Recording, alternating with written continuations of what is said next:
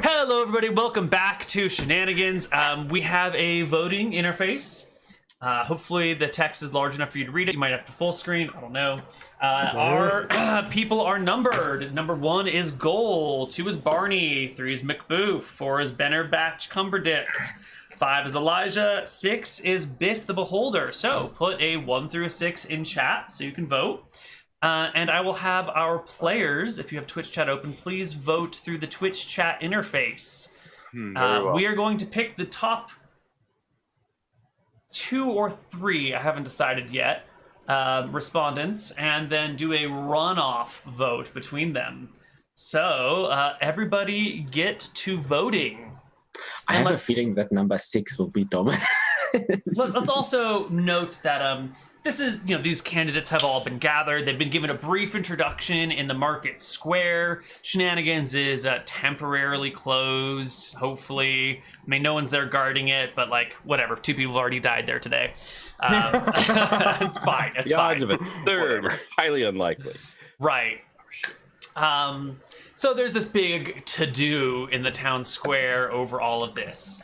Somehow you collected these 6 people who are all in town already within an hour. It was a real quick find for these people. I think May watched the bar while everyone else ran around and did these things because, May didn't end up with a candidate. Yep. Very disappointed in you, May. Okay. I wonder. Of course they love robs. Well, I mean, of course they're doing freaking chats. One is like, oh my god, it's ours. Yeah. Can't play for it. It's their baby. And Beholder explodes as it steps on a mine. And unfortunately, I'm telling you right now, your baby's ugly. I mean, yeah, he's a beholder. Actual stream. Yeah, I just have chat. That's all you need. So we are gonna. I think that's all the votes that have come in. Oh no, I want to see if Twitch chat is smart. Right, Twitch chat They're appears not. to be People are smart. voting 6 times, thinking No, I mean that like each the vote actual will be. programming. Oh, Smart. yeah. People are definitely doing multiple votes, and it's not being counted multiple times. Everybody, Cool. You really only get 1 vote, even if you put in that number 6 15 times. It's not going to happen. So we're going to finish up the polls right now. And first things first, I know you guys were really excited for your beholder, but right away the mayor is like, no, sorry, we're not having a beholder. It's Absolutely probably a bunch not. of adventurers just scream, oh god, it's a beholder, kill it. Wait, I'm sorry, guys. We just can't have a beholder here, especially one with an anti-truth aura out of its eye stalk. I'm not electing him. Wait, So the beholder thinks he says the opposite right now. It's not happening. So the beholder is quickly written off. Every vote for the beholder was also a vote against the beholder because of the anti-truth aura. So the beholder got the least number of votes in the process. So, the mayor and the people Neal. both agree no beholder. In the meantime, we have a first place person and then a 3-way tie for second place. And then 1 person in last place. So we are going to... How do I restart the same damn poll? I don't want to have to retype How all this about the stuff. first and the last person? No, actually, they voted for literally everybody else. So we're going to redo the poll with just the 5 next people. And we're going to try this again. I think, chat, I don't think Neal cheated you. He used legitimate methods to have you think you would win, and second, of course it would end this way. You suggested a fucking beholder. It's like they don't know beholders multiply by just sleeping.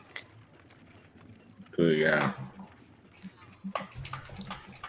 All right, so we're doing this again. We are going to have Barney as vote number 1, McBoof as vote number 2, Benna Batch Cumberdict as vote 3, and Elijah as option 4. All right. And this is going to create a two-person runoff for the finals, and in that two-person runoff, the representatives of these characters will give us an introduction to their personality and who they really deeply are. So let's wait for these votes to be coming in. We got, it's pretty even across the board. McBoof is starting to take the lead. Oh, no. Benedict Cumberbatch is, sorry. Benedict Cumberdict is catching up. Elijah is in last. Barney is slipping in the polls. Good. I think it's going to be a runoff between McBoof and Benedict Cumberdict, but we'll see. The votes are still coming in. It could The votes are still coming in at an intense rate. Holy crap, will we know who wins? Will Florida fuck it up again? Find out in 15 minutes. That could be the every election. Oh, shit. Oh, yeah, Barney and McBoof are very, very close. There's only 2 points difference between them. Are there any votes left out there? How many precincts have reported in? And Elijah wins the Electoral College. To be fair, if this is like some sort of foretelling of the next election in the USA, I would love to see like a Benedict Cumberbatch knockoff and a dog compete for the seat of president. The next election is going to be interesting. All right, the polls are closing in 5. The next 4, election is going to be 3, 2. We are down to McBoof and Benedict Cumberdict. So they're going to move on to the finals of this election. Why don't we start with McBoof? McBoof, why don't you get up and make your case? Or Torque, you can make the case for him. However you would like. Like, let's flesh out this character a little bit. Who is McBoof?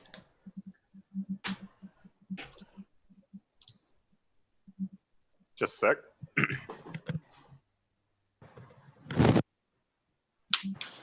Can Rob go first so that way I can like Yes. laugh at what he's saying and then like steal all of his ideas? Yes. Rob, why don't you introduce us to Benedict Cumberdict? Really, I don't know why there needs to be any introductions. The choice is clear. In fact, I've already solved this crime. If we look, we will see from the shards of glass and the bodies placed in here, it appears that these bodies came from outside through the window, or someone would have us think that. Now, in order to move the glass inside, in order to deceive everybody, you would need someone who was invisible. But who? But what? Let's look around for more clues. Over here on the bar, we can find the remnants of an orange slice, some vodka, and a few other things here. Now, not the ingredients you would use to create a Moscow Mule, but what somebody who knew something about alcohol might use to approximate one. Somebody, for example, could have been around a bar, but had not actually been a bartender. Now, one of the interesting things about the Moscow Mule that at least I know, not the rest of you, is that they are particularly favored by Merilith, the 6-armed demons of the lower planes. So we are to be led to believe a demon has the power of invisibility, etherealness, and what have you. We have the glass inside, or so someone would have us believe.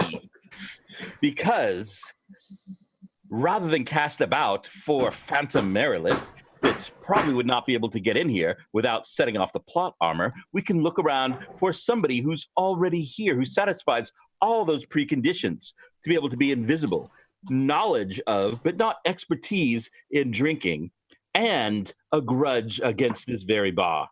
The clear killer is Sierra Nevada. There's a light round of applause. That seems pretty good. Yeah, that seems pretty good. Okay. Well, okay. he was basically wrong about 90% of the time. Well, no, 70%. And can we get McBoof. McBoof, please come to the stage. McBoof. After sniffing around a bit, I have to say that my friend here is, in fact, full of shit. Yeah, I can smell that he rolled around in it at least 3 days ago. Bear, if is my guess. Though it could have also been a predator, had kind of a meaty smell to it. Anyway, that is beside the point. It is quite clear that at least the kobolds were killed by brute force. Judging by the size of the wound, by someone of great strength, perhaps someone quite large, maybe an ogre.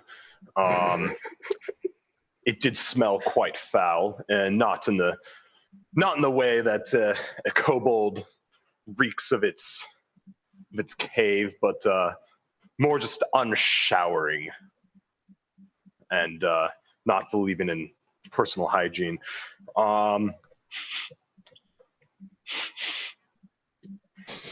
I catch a whiff of minotaur in the air, cooking perhaps 13 spices, maybe. 13 spices and some intense scorching.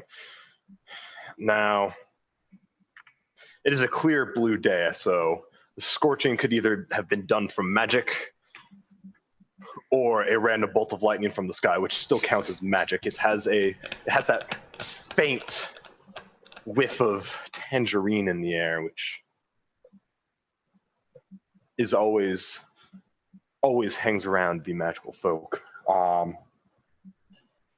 Magic smells like tangerines. Canon. Mm-hmm. Or at least according to McBoof. Right. Yeah. All right. We have gotten proper introduction. Let's remember that McBoof is a 4th level fighter, and Benebatch Cumberdict is a 6th level rogue with a halfling sidekick who has a dwarf fetish. I don't know how that will affect your votes. I know how it will affect my votes. McBoof has some big ass eyebrows. Now, for this final election, we are just going to ask the 6 people. 4 of the 6 people here, Torque and Viglaf, will not get a vote, but everybody else will. I've got to decide how I am voting ahead of time. It's a tough one. I just want to point out to the players voting, which candidate do you feel will be most likely to allow you to get away with shenanigans unpunished? Well, that would be very meta to think of. All right, so here it comes. Time for the vote. Your vote is not anonymous. You will be held accountable, and if you vote the wrong way, maybe someone will come and kill you. Johnny needs to know how to vote, and Johnny only knows one way to vote. I need both of you to roll hotness. Oh. Oh, is John This might change everything. What is McBoof's hotness? McBoof? Come on, eyebrows. 3d6. Yes! Those eyebrows are not attractive. Wow. McBoof has 8 hotness. Benebatch Cumberdict, please roll me your hotness. Should Benebatch Cumberdict have to roll hotness? I think it's pretty much acknowledged that his is an 18. He looks like an alien? I do not think that is an established fact there, Viglaf. I mean, All he's not Benedict Cumberbatch, really, so we don't know what he looks like. Yeah, I think it needs to be rolled here. All right, so just 3d6. Yeah. Come on, 18. Oh! It's the opposite. We can have Foxy Doggy in charge. Eyebrows.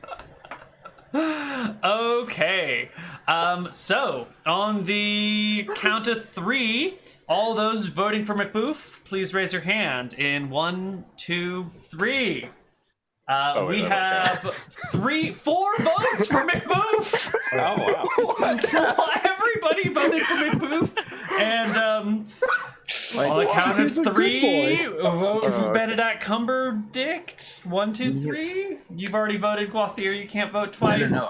I just want to say it is one thing to have a stupid sheriff. It is another thing to have a sheriff that is full of shit. Yeah, just randomly get arrested for a crime you didn't. Wow. And with I'm sorry, Rob. I couldn't complete. I can't compete with your amazing ability to bullshit. So I just had to call you on it. I'm just saying, as players in Shenanigans, you really want. So as a person who wants to get away with all our shit, 100%. Rob, the We problem is find if talks around because there's 2 dogs. also, Rob, the problem with that sheriff would be he could make a crime way worse than it actually is. He could you spill a drink and now punch keep somebody. in mind, this is Shenanigans. Would the crime actually be worse than it actually Yes. is? Neal Because would the make it crimes worse. today have included mass murder on kobolds and then cutting Oh, they're just down kobolds, though. a minotaur in the street. Yeah. And then cannibalism. No one noticed And that, though. No one corpse noticed the cannibalism. It's Booth fine. noticed. So So with 80% of the vote, McBoof is the winner. McBoof wins. The mayor did vote for Benabach Cumberdict, but hey, Colonel Sanders is nothing if not a Democrat. He's definitely a Democrat of the old South, if you know what I mean, and he does like his democracy. He likes his eyebrows. That's an American history joke for those of you that are not around, that are not from the U.S. It's fine. It's okay, Neal. I understood what you were getting. I appreciate it. I saw you and Greg got it. I expect Rob lived it. So, moving on. Sorry, Rob. Age jokes, I know. They're rough. Yeah. So how was the Civil War, Rob?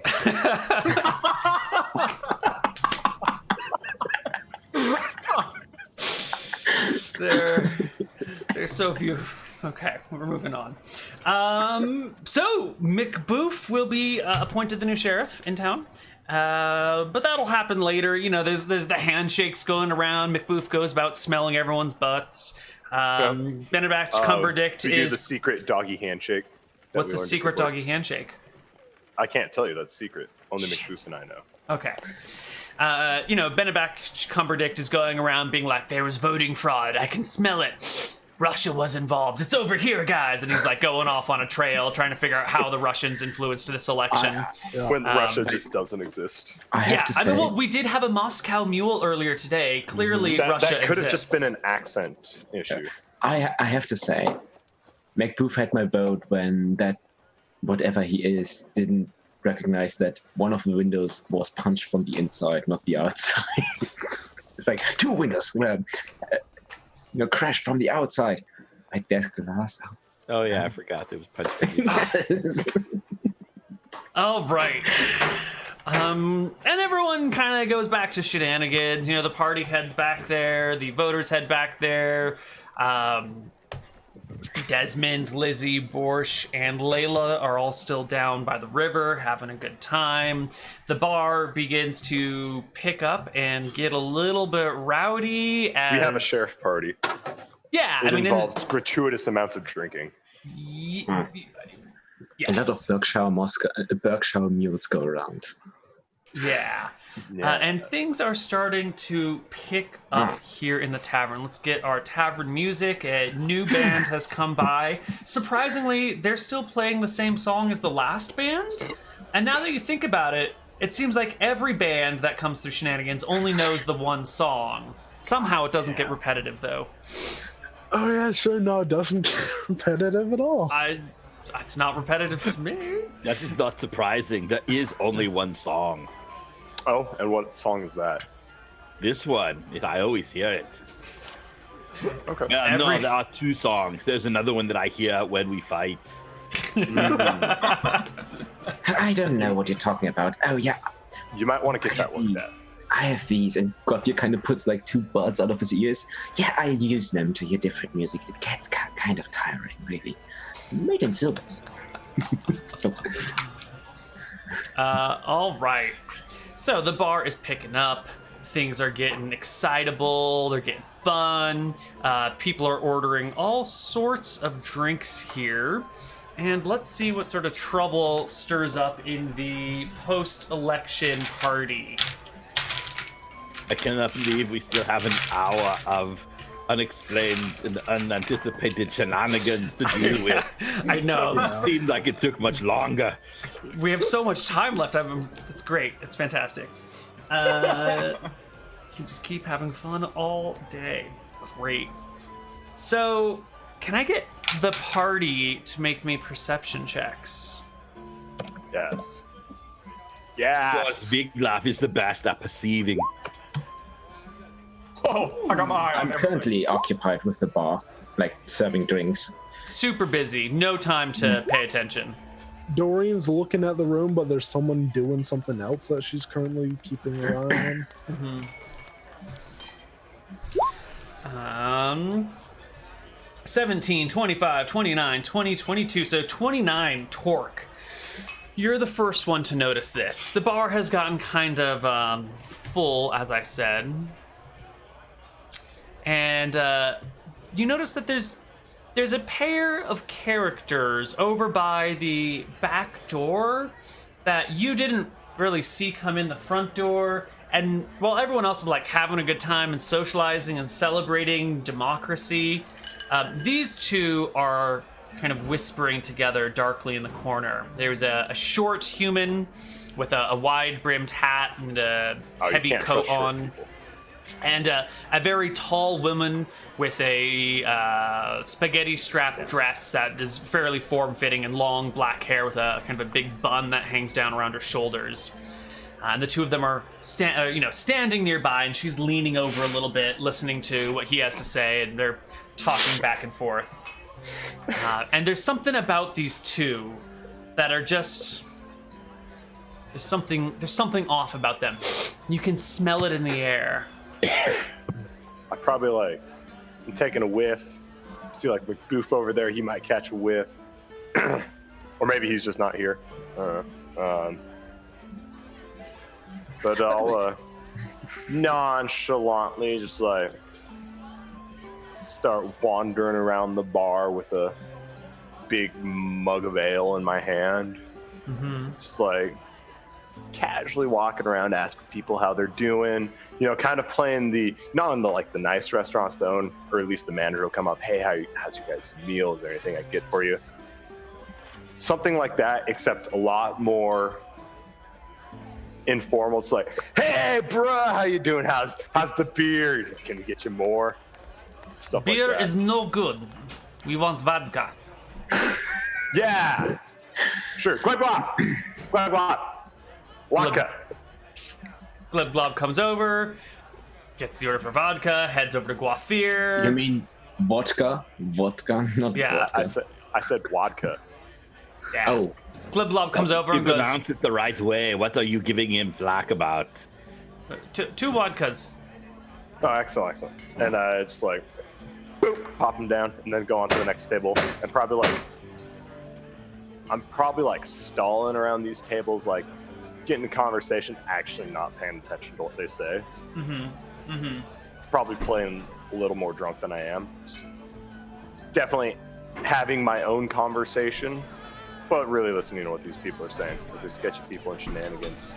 And I am playing bar owner right now, so I There are have to care. very sketchy people in shenanigans. For example, there was a woman who had many hands strapped to her body. Sketchy as shit. I'm still at the door.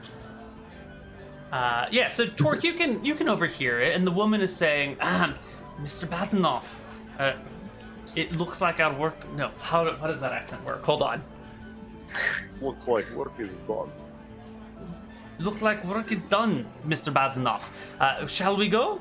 I don't think anyone suspects anything. And the short man nods and says, yes, Miss Fatal. We shall go now. It is all going according to plans. Moose and Squirrel will have no idea. And they proceed to slip out the back door and trot but down the alleyway. Johnny's hot lady senses kick off. Yeah, And I mean- he notices a hot lady skirting out the back door, and so he's got to make his way over there. I mean, as I said, it's tight spaghetti strap, purple dress. So you definitely notice her heading out. Hey, girl, don't go yet. You haven't met the cook. I see you like spaghetti. Why don't I cook you up something? Hey. You go out chasing after them, calling after the girl. The short man. He's like 5'8". She's like 6'3". He's got like his little hat with the pointy bits on it, and he stops you and goes, "American man, what do you want to do with Natasha here?" Oh, I don't kiss and tell, little man. Hey. You have already told there will be kissing. You are not very smart. Simple American man. You are an example of your people. He talks too much. He will bore us. I'm like the best example there is. Look, I mean, you think it's easy to look this good? Hey, what do you say, girl? I got a nice pot back. I don't know. I'm stretching this spaghetti thing real thin. Your muscles are very big. Let me give you biggest muscle in the town award, he says as he pulls out this large, round, black thing with a sparkler on the top of it. Oh, yeah, I got a trophy. Hey, girl, you want to go out with a winner? Yes, I would love to go out with winner. Would you go get me some of that spaghetti first, though? Oh, absolutely. All right, I'll be right back. What do you do with your trophy? Present my trophy. Be like, hey guys, I got a trophy. It's got a firework on it. Oh, Does that's my cool. danger sense immediately go off? Yes, it is like. Did you get that from outside? I'm gonna go straight. I do not trust the front door. outside in the back. Yonder. Wait, mate, you're not defusing the bomb, you're just leaving the room? Rendered compared to the rest of the town. I thought May was gonna be like, throw it out, get rid of the bomb, but May's like, I'm just gonna leave and let everyone else die. Neal, is he outside the bar still, or is he like in the door? I think he's come in through the kitchen door to make himself some spaghetti, right? I don't know. Like, I guess I walked out the back door with them, right? So I'm there next to the back door. So I just walk back in the same door, and I'm like, hey, look, I got a trophy. The moment you start making my way to the kitchen to get spaghetti for my name. No, what is Doreen doing? So How did that feel? Doreen is grabbing her bone saw, just like charging across the room and trying to slash the fuse like apart. Stop it from going. With the bone saw? Actually, okay, I was alright. doing the same thing with my sword. Okay, so Guathir and Doreen are like running across the crowded room, weapons drawn. Johnny, you're a tall man, aren't you? Who are you talking to me? Yeah, I'm talking to Johnny Oh, Vegas. hey, yeah, of course I am, man. So Johnny's got this like, he's holding his trophy up. Doreen's kind of short. How high Jumping can you jump? proficiency, Neal. There we go. Got him. There you go. Give me a jumping proficiency check, Doreen, as you try and leap through the air to reach the bomb. What is my jumping? It is 18. That's really good.